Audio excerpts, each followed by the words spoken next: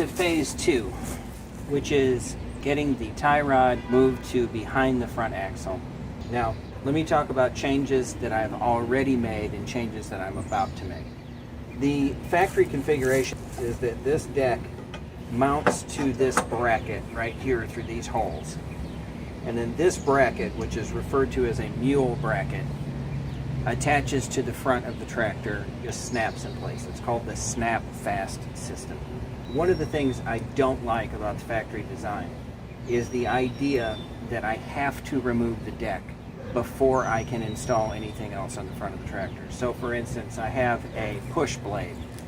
Use it for, dirt, gravel driveway. If you lived in a cold climate, you'd use it for snow. You have to remove the deck before you can install the push blade. Sometimes I just want to use the blade for a couple minutes. Just for a couple minutes to do a quick project, it is frustrating to me to have to remove the push blade, more or less against my will. So I changed it. So while the deck was installed with the mule bracket, I welded on these extra brackets that go up and tie into their own independent holes directly on the frame. And that way, the pivot point of the front deck moves from being here to here. And the mule bracket is gone. Now, the mule bracket also had the belt tensioning rod, and I have created my own belt tensioning rod that's the same basic idea, that by using this piece of all thread, as you apply the tension to the rod, it rotates this carrier. The pulleys change the direction of the belt so that it goes up over the PTO on the engine. And as you rotate the pulleys backward, it shortens the belt length and causes the belt to get tight. So the tightening mechanism merely pulls this bottom end of this bracket towards the center of the mowing deck. So I installed this piece of all thread that is captured here in this bracket, and when you crank it, it causes this bracket to rotate. Now, the remaining difficulty is that this pulley in particular is sitting up in the area of the frame that I would like the tie rod to pass through. So I've looked, and in all of its configurations, this belt is sitting more than an inch off of this deck.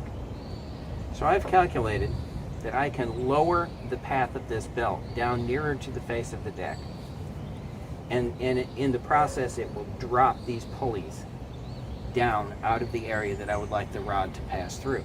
And what that will do is it will open up a clear channel that I can cut out the frame and allow the tie rod to pass through. So in the process, I'm going to have to drop these pulleys, and I'm going to have to move my pivot point again. And so basically I will weld the reinforcement plate on the frame, install the deck, and then drill through the reinforcement plate into the deck. So the new pivot point will be about here. It won't change the height of the deck, it just slightly alters the front pivot point. In order to move these pulleys down, this whole bracket is what the pulleys are mounted on.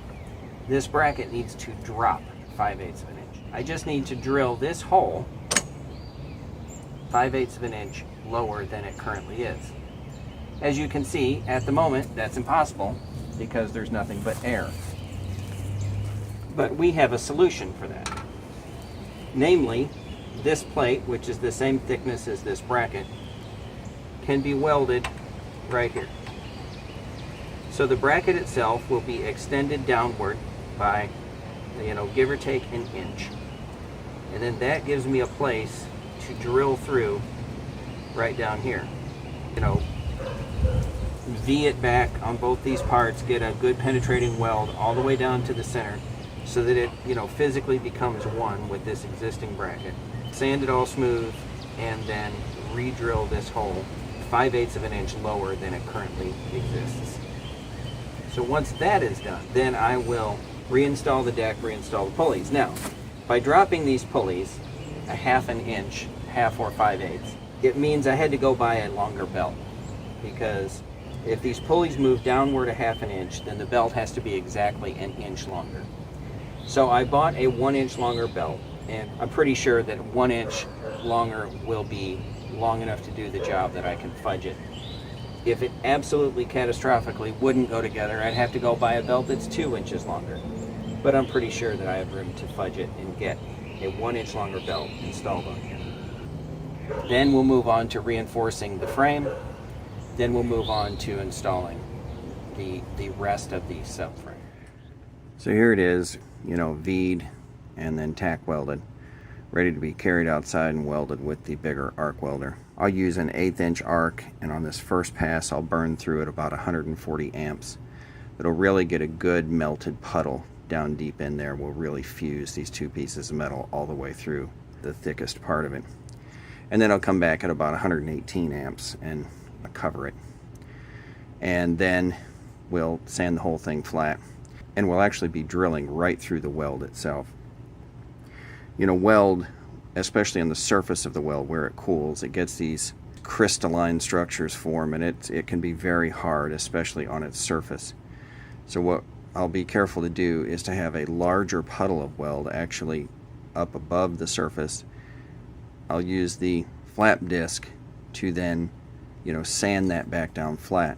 So by the time we're drilling, we'll be drilling through welded material, but we won't be drilling through very much of that crystalline structure. So it'll machine and behave pretty much like the base metal did. So there it is after the first pass. A nice, deep, penetrating weld in from both sides to where the actual core between these 2 pieces of metal was molten.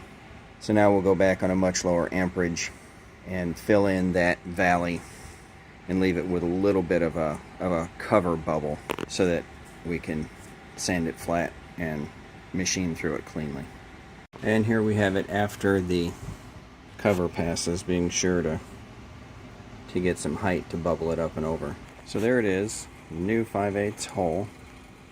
And looking at this, you know, originally I was thinking this was probably a 3/8 hole, but they have this 5/8 because they have a big bushing, which is a fine design. But that does mean I need to go back and fill this in. So I'll just cut off a piece of 5/8 bolt to this 3/8 thickness and just weld it in here and clean it up with the flap disc. And here we are ready to paint and reinstall. So that will all bolt back together exactly as it was, but with the pulleys now having been dropped 5/8 of an inch vertically. So here I've come back outside and temporarily rehung the deck from this bracket so that I can see its proper orientation. And I'm taking some cardstock and cut out the proper shape that I need.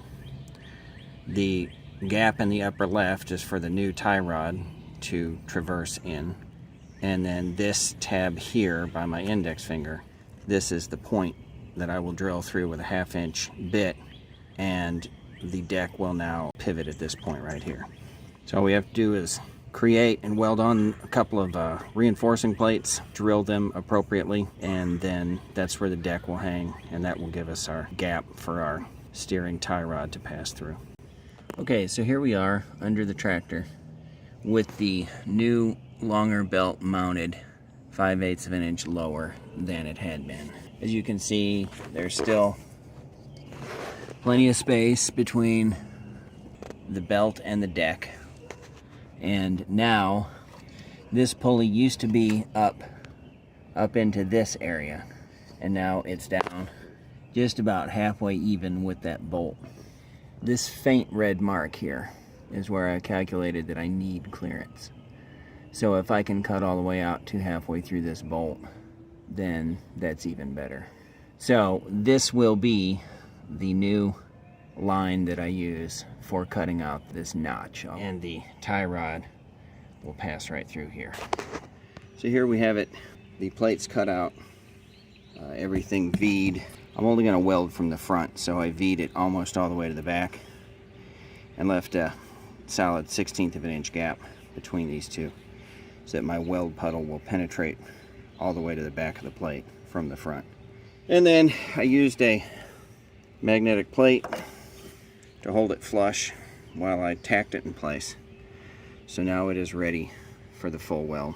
On the other side of the engine, I'll wrap up the gasoline area with a welding blanket, and of course I have a fire extinguisher standing by. Well, this vertical weld that's also running on an underside angle. This metal wanted to melt and then flow down away. I had a terrible time filling that gap. Clearly, this particular type of welding is beyond what I'm good at. Having said that, I did get real deep penetration. It's not a porous weld. It's, it's a nice, clean, solid metal down through there. So I feel confident that it's, plenty strong enough up to the job that I'm asking of it. But it's going to take a little time with the flap disc before that's going to be anything less than cringe-worthy. This weld up here is fine, just a medium heat. This is a fairly thin metal, so I wasn't trying to burn into here too much, and mostly concentrated on this, thick ridge here, and just, burn that puddle in there. That's fine. So next thing I'll do, clean this up with the flap disc, and then rehang the deck, from these holes here. And then this 1/4-inch hole I drilled through at the new pivot point, I'll drill that all the way through both parts, and then I can drill it for a 1/2-inch pin.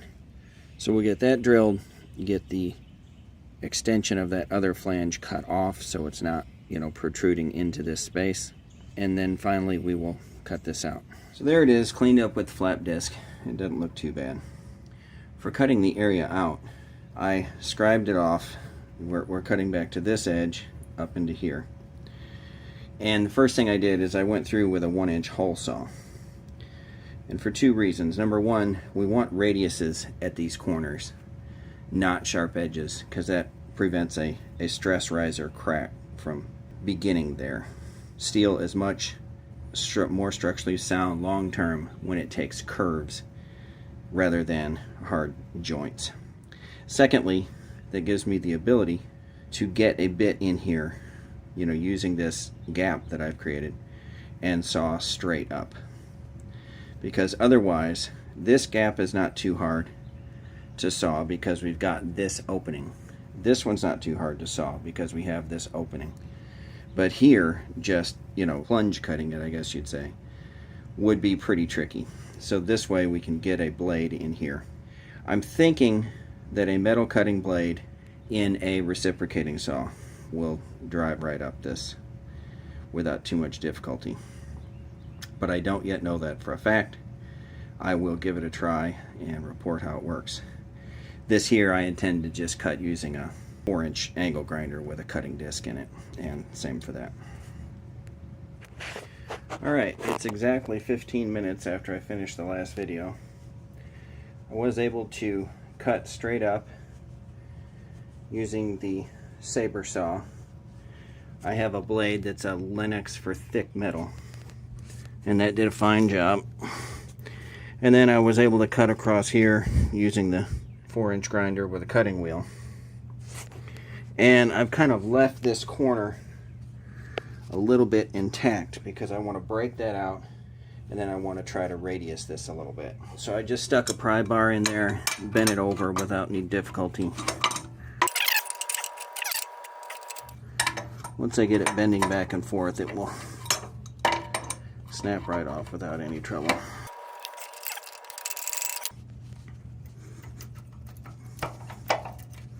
There's our cutout.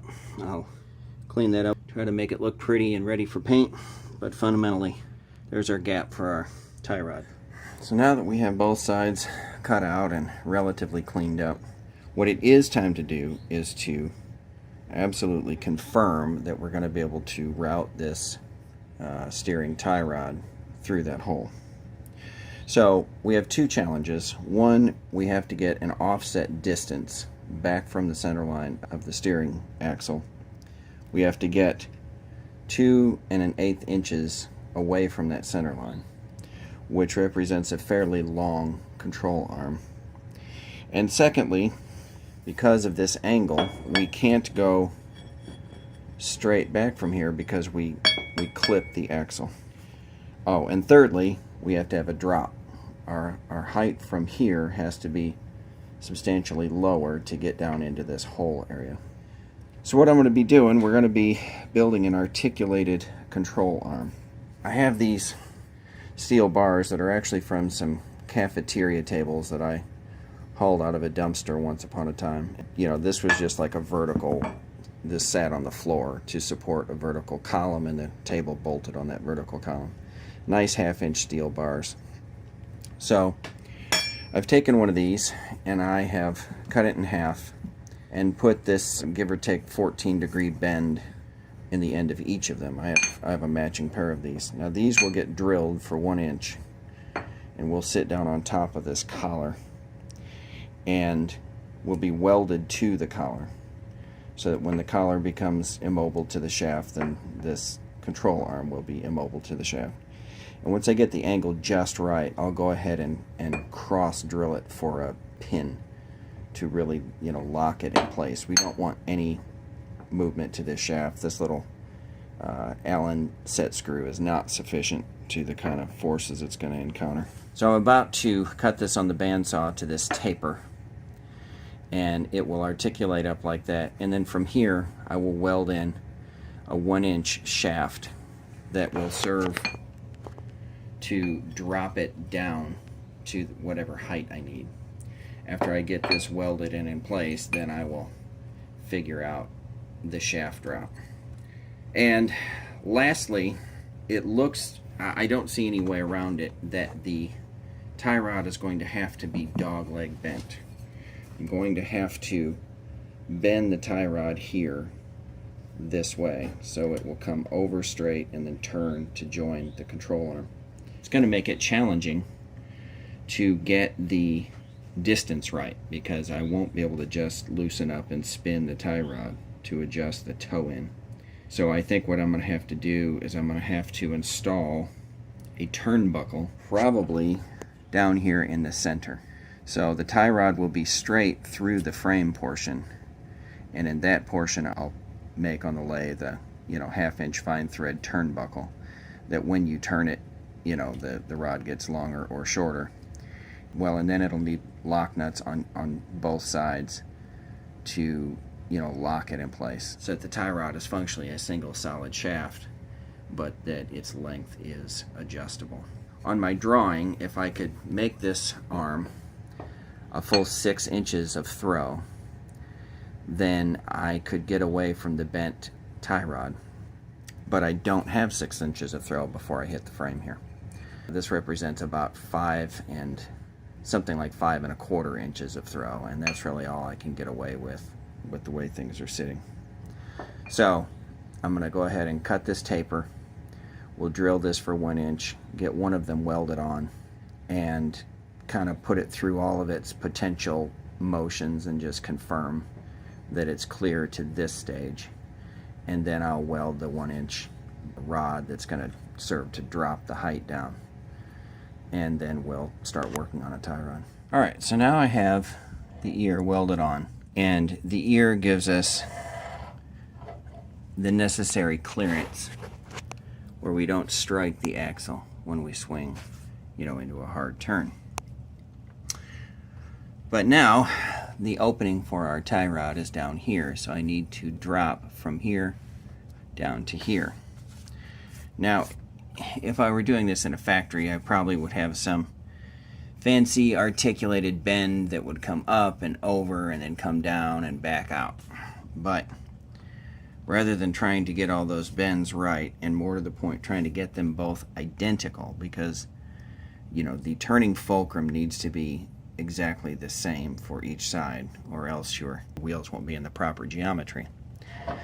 So very difficult for me to replicate those precise bends, but not so difficult to produce this, which is merely a 1-inch shaft with a corresponding angle to this. It's 26 degrees to match the angle of that. And then that gives us a place to attach our tie rod end that is perfectly horizontal to the ground. And rather than having a tab sticking out and put, you know, the tie rod and a lock washer and a nut, we can just screw, I just threaded this for 1/2 inch fine, we can just screw the tie rod in. Now, the next hurdle we have to overcome is this offset distance here. Because the deck belt runs in that pocket right there that I'm pointing to, we can't get, closer to the frame than this distance. And on a very hard turn, the tie rod end does in fact desire to go that close to the axle. Now, the way to fix that, the easy way to fix that, is simply to extend this lever arm.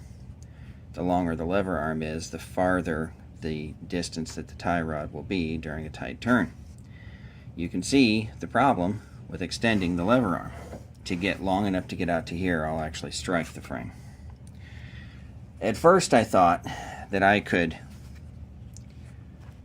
have it in this configuration and then have a tab sticking out and connect right here. But then I realized the connection point is the thing that has to be angled at 15 degrees. So if the connection point is here, then the whole thing has to be kicked over until that connection point is here, and it's back to the same problem. So what we need to do is we need to utilize a bent tie rod. The tie rod does not have to be a straight shaft, it just has to maintain a precise distance, a length between point A over here and point B to the other side. So to that end, I created this. It's 5/8 shaft, came out of a treadmill axle when I tore apart a treadmill, which is the same size as the original tie rod, and cut a 45-degree bend to it, through drilled it to 7/16 of an inch, and then put a 1/2-inch fine thread stud through that hole and welded it in place. So now this tie rod end is screwed on tight up to here, and it's screwed tight up into here. And so it allows us basically to mount our tie rod end at this 45-degree angle. And what that does is it allows us, even in this tightest conceivable turn, to maintain this offset. So we have just enough room in the front. The very back, its peak is right here. We have enough room in the back. We have just enough room at the bottom, and when we go to full travel up, we don't strike at the top. So you can see a couple things. A, this tie rod is temporary. So what it is, this is a left-hand thread stud. So this is a left-hand tie rod here. I want to leave it where if you want to replace this part, you can just order the case stock part. And the stock parts for this will screw on. This one will screw on leftward, the one on the other side will screw on rightward. In here, in the center of the rod, will be a turnbuckle. Just a center spinning nut with 2 jam nuts. If you loosen the jam nuts and spin this center object, then it will lengthen or retract the length of that tie rod to set your toe in. I have left the front linkage installed, so the wheels are turning in their proper geometry right now. So all I have to do is build the rear geometry so that it's in accordance with what's going on in the front, and then remove the front, and we're done with it. So I've yet to manufacture the other arm like this. It will be just like this, but corresponding. It'll have right-hand threads here, and it will have a receiver hole for that shaft instead of a protruding. So in order to create this turnbuckle, I need to produce 1/2-inch left and right threads. I can produce 1/2-inch external threads all day long without a problem. And I can produce a facsimile of a left-hand internal thread by single point cutting it. But especially when you're talking about I need to thread an area that's 1 3/4 inches deep. Single point threading 1 3/4 inches deep of something as small as a 1/2-inch hole is going to be a real challenge. The obvious way to do that is to use a tap, but I don't really feel like buying one, and I don't really feel like making one. They're about $20 to buy one, $15 on Amazon if you get one that's made in China. So anyway, what I've decided to do that's the most cost effective for my situation is I bought a package of 10 left-hand nuts. I need one of them as the jam nut, and then I will stack 3 of them together on a left-hand turn shaft, weld them in place so that they form functionally a long, threaded tube, and then weld that tube onto the partner over there. And so the internal left-handed threads on the corresponding rod will just be nuts welded on the end of the shaft.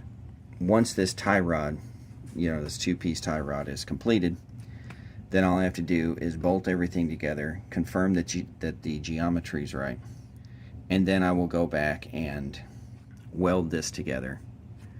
This will just be welded into a solid piece. The bolt is just for temporary, there again, for prototyping. Put it through all of its conceivable travel, confirm that everything works, confirm that it's not hitting the pulleys on the mower deck, and then make everything final, give it a coat of paint. So here we have the final rear tie rod. This is a left-hand thread nut, that's a right-hand thread nut. This shaft is threaded right hand over here, left hand over here. Loosen those nuts, rotate that center shaft, and that will lengthen or shorten this tie rod. So if everything has worked the way I think it has, all I have to do now is put everything together and watch it work. The good news for me is it all fits in place.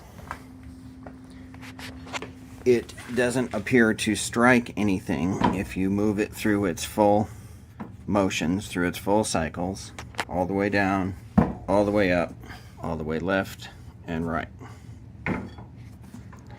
You can get it to make a slight scraping noise if you turn all the way in to here, which is a 53-degree rotation of the front wheel. The steering cylinder will not turn it that far. I've only designed it around 48 at the max, which is a very tight turning radius. But I may take advantage of the fact that it works and is clear and try to change the attachment point for the steering cylinder so that I do in fact get, somewhere around a 50-degree or 51 degrees turn of the inside wheel, which will be a very tight turning radius. Down in here, you can see the turnbuckle. I currently have adjusted the toe in by eye. After all, it's a lawn tractor for low speeds. So the toe in doesn't need to be within a 64th of an inch. Doing it by eye is pretty good. And having just rotated it fully, rotated that wheel to 53 degrees, this wheel was sitting at about 41.5 degrees, which is perfect. That is exactly the track it should take. It is working the way it should work. Final step, I'm going to cross drill these for a pin. I'll probably use that hole right there as a starting point. And then we'll move on to the reinforcing plates. So driving around mowing yesterday, I realized that this inside wheel, the one that's on the opposite from the steering cylinder, was flopping around a lot when it was under full turn. Basically, the force of the turn tends to want to push the wheel, into a tighter turn, and so it would flex to its full strain and then bounce back and flex, and it would basically wobble as I went around the tightest of turns. So I perceived that the way to fix that is just to put a stop. So I've just taken a page out of the factory, welded a lug on here, and then welded this little tab on here with a screw hole. I put some Loctite glue on that screw so it will hold still unless you kind of manually turn it. And I set it to where if you turn it fully with the steering wheel, you have just a little bit of gap between the head of the bolt and the stop lug, so that it will never hit the stop before the steering has gone its full cycle, but it's right at that point. And I think that will minimize the stress on the steering linkage. Now over on this side, we need no such stop. because this side is directly controlled by the force of this hydraulic cylinder. And this side, the cylinder itself has more than enough strength to hold that wheel at whatever angle is appropriate or desired. So I won't be putting a stop on this side, just the other. So here we have it, the end of phase 2, with the steering linkage moved to the rear of the axle. The mower deck has been completely reassembled with the pulleys in their new lower position, which, as you can see, gives plenty of clearance between the bottom of the tie rod and the top of the pulleys. The right side pulley in particular, which, due to the fact that it's spring loaded and takes the adjustment, it rides higher than the one that's closer to us. The pivot point has been drilled and reestablished right there where that pin is coming through. As you can see, I got a coat of paint on things. I'm holding off on painting the front here until I've done all the welding that I intend to do around this front bracket. No reason to paint it and then go back and clean it off. There probably will be just a little welding on this bracket here that we added, but that'll be very easy to clean off right across there. It has a very nice tight left-hand turning radius on the trimming side of the deck and a normal turning radius on the right side. So I'm very pleased with how the steering geometry has worked out. So cleaned up and painted, ready to use, which is a good thing because I need to go mow the lawn. Phase 3, we will get the reinforcing plates welded to this frame down its entire length so that the frame can support the weight of the cross member that will be bolted about right here, come out to here, and hold the verticals to hold the loader arms. But for now, thanks for watching.